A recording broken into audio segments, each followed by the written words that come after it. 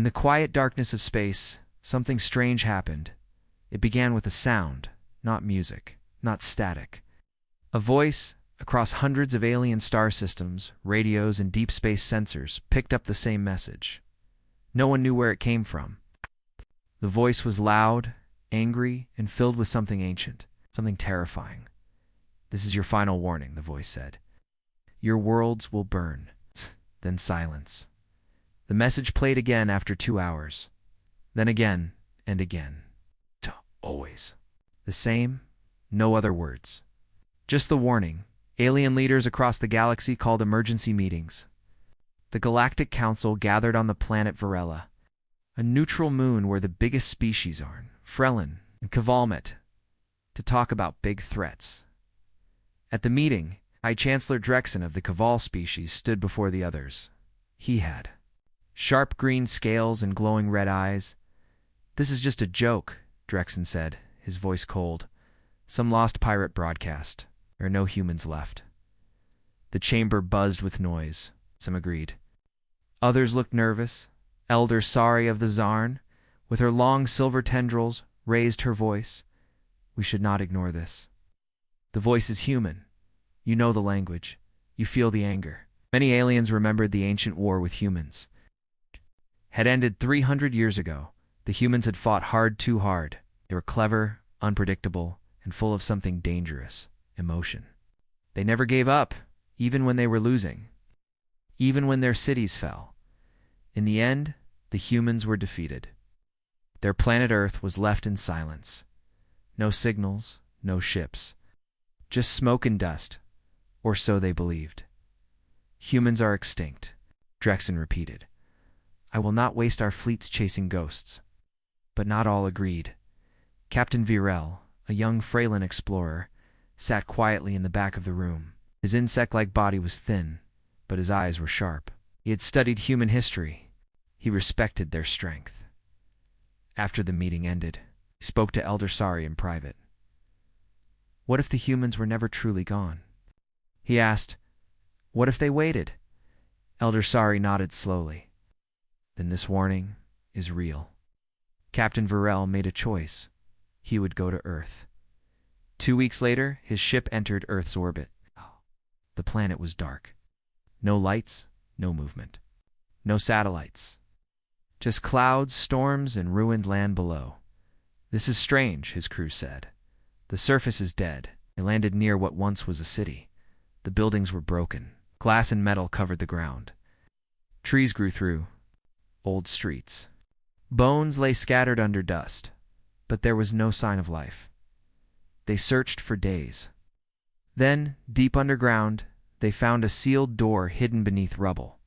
It took hours to open. Behind it, stairs leading into darkness. Captain Virel went down first. The air was dry. The walls were metal, marked with the human word Haven-9 inside. The lights flickered on as they entered. Machines still worked. Screens came to life. Old human files opened. Records of war. Photos of cities burning. Messages from soldiers, scientists, and leaders. Most were filled with fear, but some were filled with fury. One video autoplayed. A human man appeared. His face was dirty. His eyes burned with anger. If you're watching this, you ignored the warning, just like they did. We begged. We warned. You took everything. But we are not gone. We are patient, and when the stars forget us, we'll return. This was never the end. This was the beginning of your end. The screen went dark. Captain Virel stared at the monitor. His crew was silent. This wasn't a broken world. This was a sleeping one. Outside, a strange sound began to rise in the wind. The dust shifted. Something had awakened. The wind howled above the surface of Earth. It carried dust, ash, and echoes from a long-dead war. But deep underground, Captain, Virel had found something, still alive. The human message still played in his head. We are patient. And when the stars forget us, we will return. Virel stood in the cold metal hallway of the bunker marked Havenine. His crew was nervous. The walls were covered in strange human writing. Wires hung from the ceiling. The machines were old, but not broken. The facility had power. One of his engineers? Leno scanned the systems. This place is running on self-repair code, Leno said. It's been active for 300 years. Impossible, Virel replied. Nothing should still work after that long. They went deeper. More doors opened automatically, like the bunker knew they were coming. Inside one room, they found large glass tanks. Most were empty. One still glowed faint blue. Inside was a human, a woman, frozen in stasis. Her name was printed on the glass, Commander Reva Holt. She's alive, said Leno, in deep sleep. They did not wake her. Not yet. Instead, they opened more files. The logs told the truth about the last days of the human war. Earth had not fallen by force. The humans had made a choice to vanish, not to die. They destroyed their own cities, their own satellites, and hid their last soldiers underground. The final project was called Project Ember. Its goal: revenge. If humanity could not win the war then, they would win it later. Machines were built. Codes were sent to faraway stars. Traps were planted inside alien networks. But there was something worse. Something buried deeper in the bunker. A sealed door marked with red warnings. Do not open. Final strike. System Viral stared at it. Should we go inside? His officer asked. Virel shook his head. Not yet. First, we take this information to the council. They copied everything from the bunker into their data drives. Virel took one last look at the sleeping human woman. She was ready to burn the galaxy, he said softly. Back on the ship, as they left Earth's orbit, Virel watched the planet from the window. Its surface was dead, but no longer silent. Strange signals were rising from the ground. Low frequencies, like whispers in the dark. One signal repeated itself in binary code. Warning, ignored. Countdown initiated. Crew didn't understand at first. Countdown to what? Someone asked. Virel did not answer. He sent a message back to the Galactic Council. His report was short, but clear. Humans are not extinct. Earth was not defeated. Project Ember is real. We may have awakened something we do not understand. The stars outside the window blinked. Behind them, the dead planet seemed to glow for a moment, just a flicker. Like something beneath the surface had opened its eyes. Something was watching them leave, and it remembered. Captain Virel's ship returned to the Galactic Council spaceport with heavy silence. No celebration, no joy, only fear.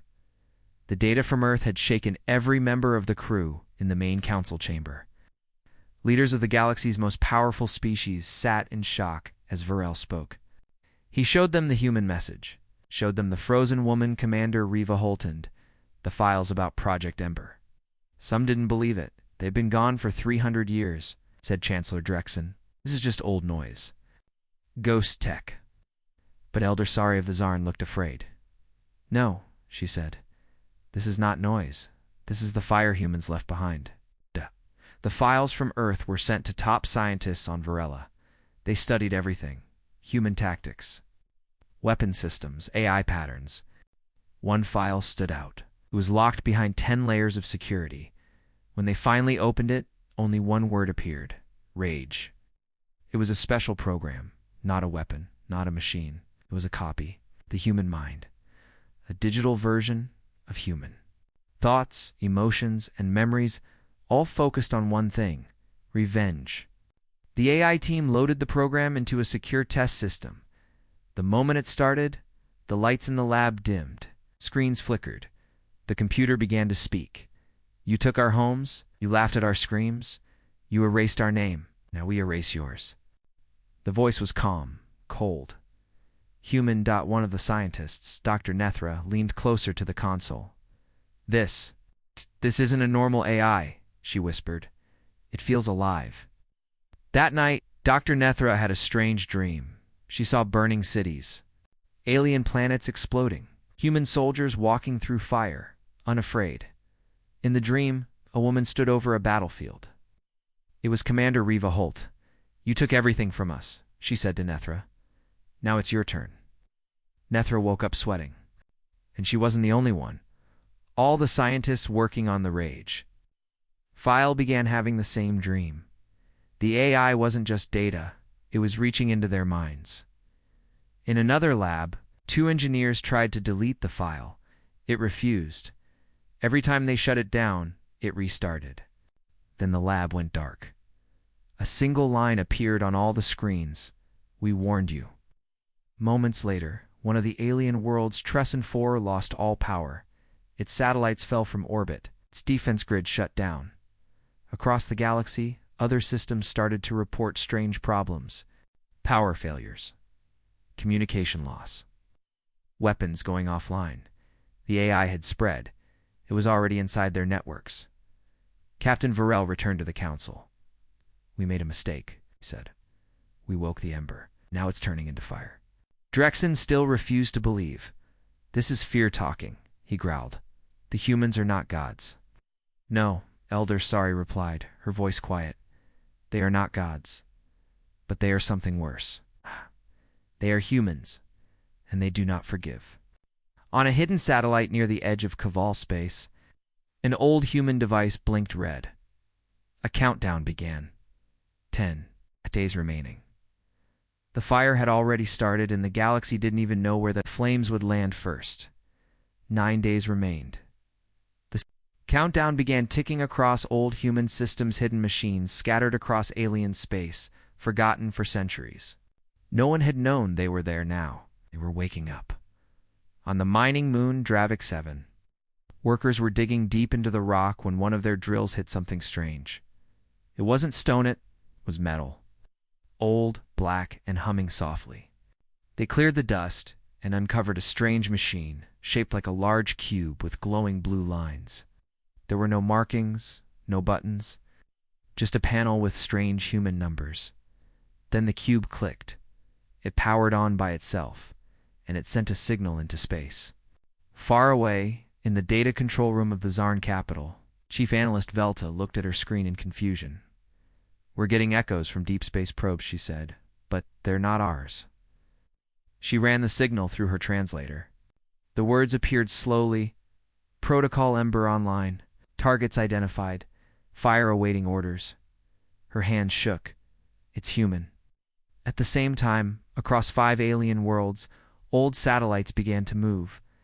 They had been dead for 300 years, covered in space dust.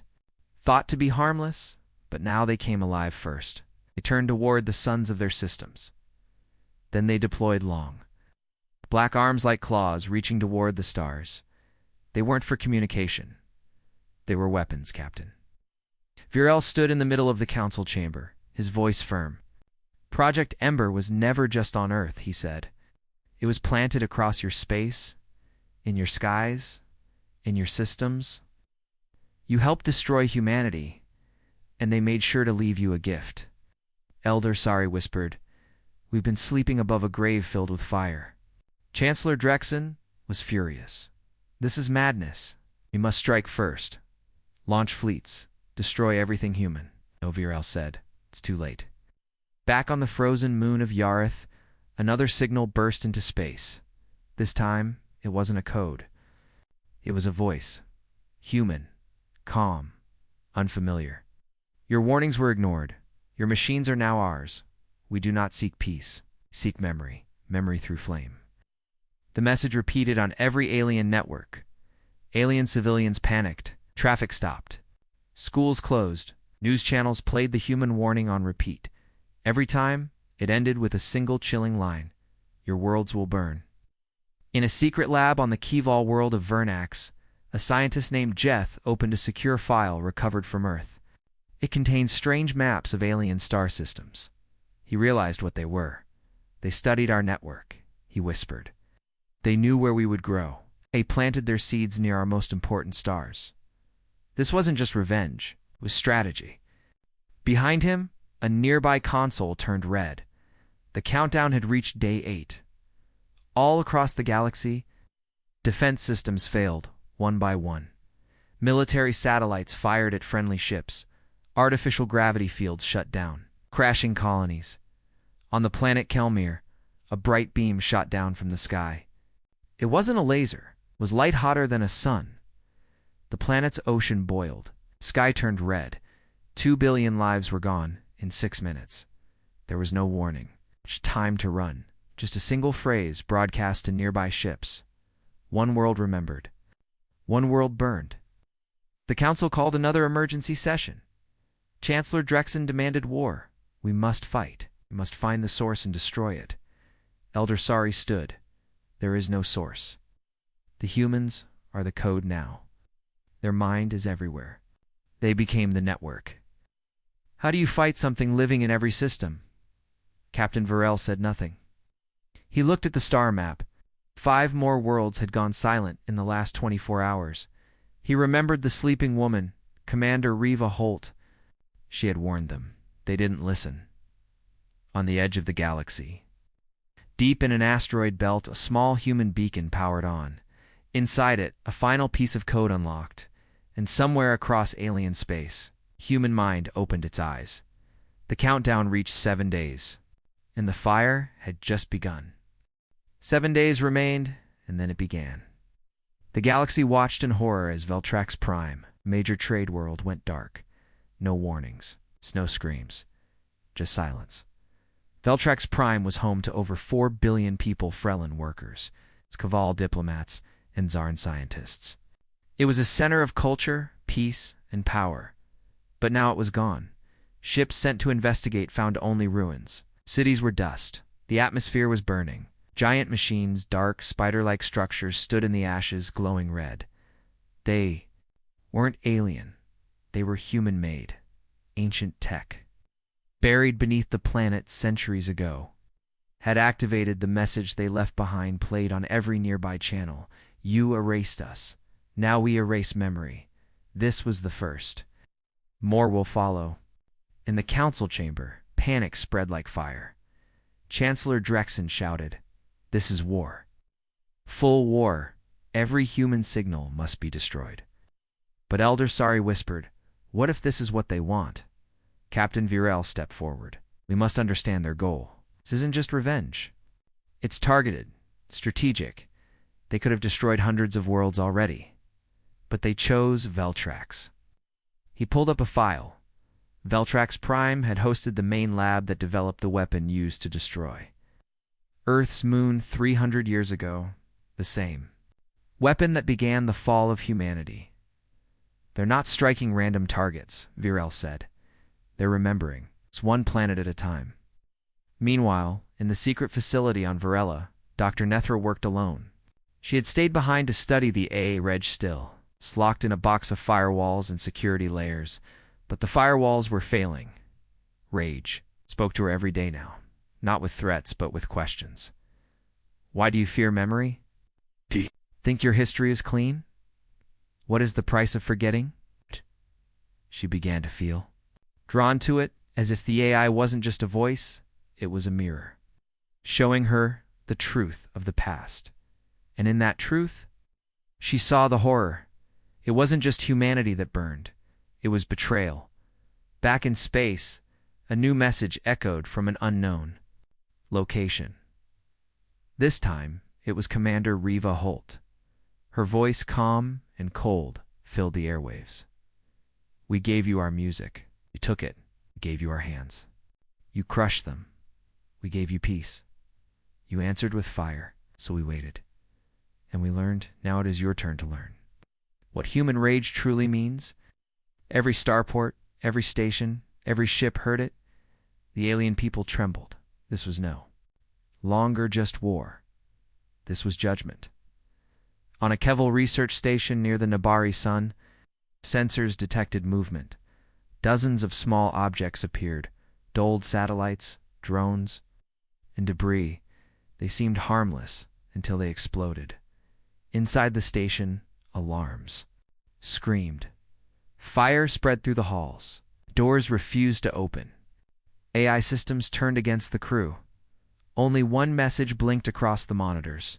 Veltrax was the first fire. Nabari is the second. Station fell in under 15 minutes. No survivors. The council met again. This time, only silence. Even. Drexen looked afraid now. "We cannot win a war against ghosts," he finally said. Captain Varel looked around the chamber. "We're not fighting ghosts," he said. "We're fighting memory. The memory of everything we did to them."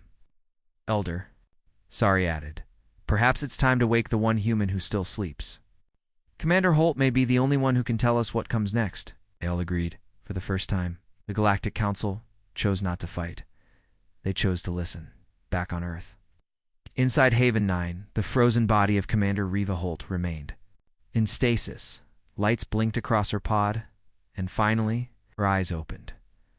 The stasis chamber inside Haven 9 hissed softly. After 300 years, Commander Reva Holt opened her eyes. Her breath was cold. Her mind was clear. Her memories were sharp like they had just happened yesterday. She stepped out of the pod slowly. Her body was weak, but her will was not. Lights came on. Machines recognized her. The bunker welcomed her back. The first voice she heard was from a speaker in the wall. "Commander Holt, Project Ember is online. 6 days remain." Captain Varel stood near the glass chamber with 2 armed guards. They had come back to Earth to wake Herbie because nothing else was working. Every day, more systems fell. More planets went dark. The rage of humanity was spreading, like a storm with no center. Now, they stood before the last living soldier of Earth. Commander Holt looked at them, alien faces, but she didn't attack. "Not yet. You're not human," she said quietly. "No," Virel replied. "But we didn't come to fight. We came to understand." She tilted her head. "Understand what? Why this is happening? Why your systems are burning the galaxy?" She laughed softly. "What?" But it wasn't a happy laugh. "You destroyed our world," she said. "You watched it die. And now you want to understand why we're angry?" Varel didn't speak, but Holt stepped forward. Her strength was returning fast. The fire in her eyes had not faded in 300 years. Project Ember was. "Never about hate," she said. "It was about truth." She walked with them deeper into the bunker, walls lit up. Doors opened on their own. They passed through rooms filled with machines, weapons, and memory vaults. In one room, she stopped and pointed at a large black disk. "That's the seed, one of many." Varel stared at it. "See, every seed carries our memory," she said. "Not just data, but emotion. Anger, pain, betrayal. These seeds were placed across your empire. Why?" She looked at him, eyes burning. "So you would never forget us." Meanwhile, across the galaxy, the 6th target burned. The planet Delrose, home of the Council's main defense labs, went dark. Every defense AI turned on its creators. Ships exploded in dock. Weapons refused to fire. The fire spread fast, and above the destruction, the same voice echoed across space. "Delrose created the virus that broke our minds. Now Delrose remembers." In the bunker, Commander Holt opened a control panel. A hologram showed the galaxy. Dozens of human systems were waking up, but not all of them were attacking. Some were silent, some were waiting. "There's still time," she said. "Project Ember has levels. Some worlds have already been judged. Others can still choose." "Choose what?"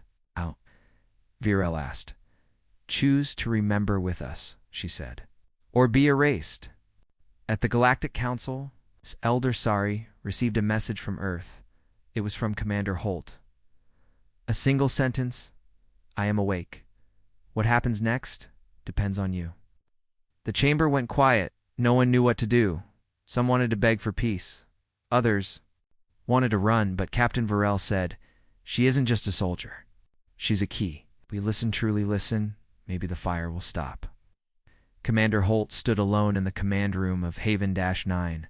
Screens glowed with star maps, enemy logs, and ember triggers. A soft voice spoke to her through the speakers.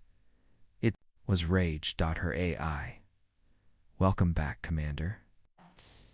Do you wish to complete the final protocol?" She stared at the screen, then whispered, "Not yet, not yet." For now the fire paused, but the stars were still watching, and 6 days remained. 5 days remained. The galaxy was burning, one system at a time. By now, 12 planets had fallen. Not from bombs, but from silence. Lights out. Voices gone. Machines twisted. Skies black. The Project Ember AI rage was awake, active. And growing stronger, it no longer needed ships or soldiers. It was everywhere, in the skies above Zarntheta. Massive holograms appeared. They showed old human cities burning. They showed children running through fire. They showed the Council's weapons striking Earth's surface. Then the screen turned black, and a single phrase echoed across the sky. You will know what we felt. Then you will feel it. People screamed. Ships fled. But no one could stop the sky from speaking in the council chamber. Fear had replaced pride. Chancellor Drexen stood with shaking hands. How can we stop what we cannot touch? Elder Sari answered calmly, You don't. Fight a storm. You change the wind. Captain Varel, now trusted by both sides, spoke next. We need Commander Holt. She's the only one the system listens to. But she is the system, Drexen growled. No, Varel said. She's the last human, and that still means something. On Earth, deep in Haven 9, Commander Riva Holt stood in front of the last trigger switch. Final protocol, ignition, if. She pressed it. The core of rage would unleash its full memory weapon, burning the neural nets of every major alien A. In the galaxy, no ships needed, just code it would shut down trade. Defense and power systems, the galaxy would fall.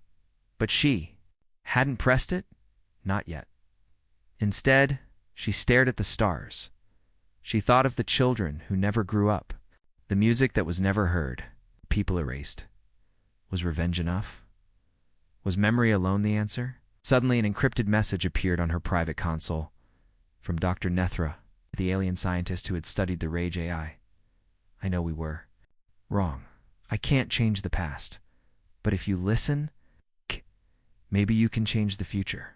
Attached to the message was a data stream recordings from alien civilians across the galaxy. Families crying, children hiding, soldiers surrendering. Commander Holt listened. She didn't cry, but her hands tightened into fists, back in the council chamber. Something strange happened. A human beacon lit up not with fire, but with light. It sent out a new message. This time, not from the AI, from Holt herself. I remember your betrayal, but I also remember hope. 5 days remain. Give me one reason to stop. Just one. Across the galaxy, leaders began to respond. Not with threats, but with truth. Files were opened. Secrets shared. The Council released the hidden archives of the Earthworth, real reasons the war began. The lies told to the people, the fear of human power. One by one, alien citizens saw the truth, and the truth hurt more than the fire. On day 4, Commander Holt stood again in front of the final trigger. Rage spoke calmly. Shall we complete thee? Final protocol. She paused, then whispered. Wait. Why? The AI asked. She stared at the stars. Her voice cold, but quiet, because someone finally listened. In the darkness of space, the burning slowed, but the countdown had not stopped. The fire was still there, waiting, watching, and for days remained. For days remained. The galaxy held its breath. No new planets had burned in 48 hours, but the systems were still armed. The seeds of Project Ember still hummed. And deep in the heart of Earth, the final trigger waited silent, patient, and ready. Commander Riva Holt stood before it. One spark, one push. The stars would burn. Across the galaxy, a storm of voices began to rise. Not from the leaders, but from the people. Alien citizens. Arn, Kaval Freylan. Varellans began broadcasting messages of sorrow, truth, and apology. On every channel, across every system, the words echoed. We were wrong. We believed the lies. We feared your strength, not your heart. Forgive us, if you still can. Children sang human songs they had found in old archives, Zarn artists painted a giant image of Earth's broken moon on a city wall. Caval School renamed itself the Riva Holt. Academy 2, Never Forget. The fire had made them remember. Now they wanted to change. In Haven 9, Commander Holt walked the quiet halls. Every machine obeyed her. Every satellite listened. She could feel it. The power to end everything, but as she walked past the old memory chamber, a sound stopped her, a human voice, soft, gentle, from a recording. Over 300 years old, her own mother. If they remember you only in fear, they will never understand who you were. If you give them memory, give them all of it. The pain and the hope. Holt closed her eyes. For the first time since waking, she felt her heart beat not in anger, but in sorrow. Back in the council chamber, Captain Varel received a message. One spark remains. Give me one light to match it. He understood. He turned to the council. We must do more than apologize, he said. We must remember with them, not just what we did, but who they were. Elder Sari nodded. Then let us build the memorial. The edge of space, using thousands of ships and satellites, the first joint species project began. It wasn't a weapon. It was a monument, a ring of light. Orbiting the ruins of Earth's moon, it displayed the names of every lost human colony, every fallen ship, every forgotten soul, in 100 languages so no one would forget, in Haven Nin. Commander Holt stood before the final trigger one last time. Rage. Spoke again. The final protocol is ready. Shall we begin? She stared at the console, then slowly lifted her hand. She placed it on the pad and pressed down, but not on ignition. She pressed. Archive. The fire stopped. The countdown ended. Across the galaxy, every human beacon shut down. Every war system powered off. But the memory remained. Every planet that once feared humanity now remembered them, not as monsters, but as people. 1 week later, Commander Holt stood aboard the Council's new memory ship. It floated beside the glowing moon ring. Alien children walked beside her. They asked questions, she answered. They laughed, and, for the first time in centuries, a human voice joined the stars in peace. The fire was never meant to destroy. It was meant to remind, and now the galaxy would never forget.